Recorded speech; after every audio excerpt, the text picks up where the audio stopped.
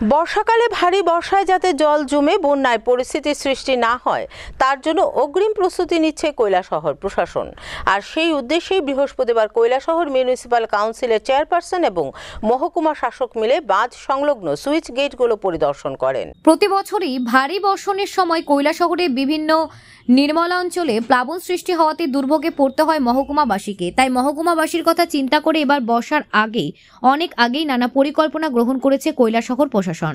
তারই অঙ্গ হিসেবে বৃহস্পতিবার কৈলাসহর মিউনিসিপ্যাল কাউন্সিলের চেয়ারপারসন শ্রীমতী চপলা দেবরায়ের নেতৃত্বে মিউনিসিপ্যাল কাউন্সিলের এক্সিকিউটিভ বিশ্বজিৎ দাস, মহকুমা শাসক প্রদীপ সরকার, জল সম্পদ বিকাশ দপ্তরের এক্সিকিউটিভ রণজয় দেববর্মা সহ আরও অনেকেই বিভিন্ন বাঁধ সংলগ্ন বেশ কিছু সুইচ গেট পরিদর্শন করেন। এছাড়া বেশ কিছু বিষয় খতিয়ে দেখে এর প্রয়োজনীয় ব্যবস্থা গ্রহণের সিদ্ধান্ত নেন।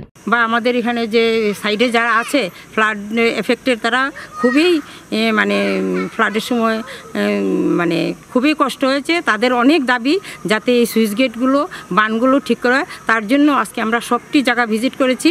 উনি নতুন এসছেন, উনি যথেষ্ট আমাদেরকে আশ্বাস দিয়েছেন যে এই সিজনে, ফ্লাডের সিজনে তো কাজ করানো খুব অসুবিধা, তার জন্য এই শুকনার সিজনে উনি এপ্রিল মাসের মধ্যে চেষ্টা করবে যাতে সুইচ গেটগুলো এবং প্রত্যেকটা বানের সাইড সুইট এগুলা যতটুকু সম্ভব উনি চেষ্টা করে ঠিক করে দেওয়ার।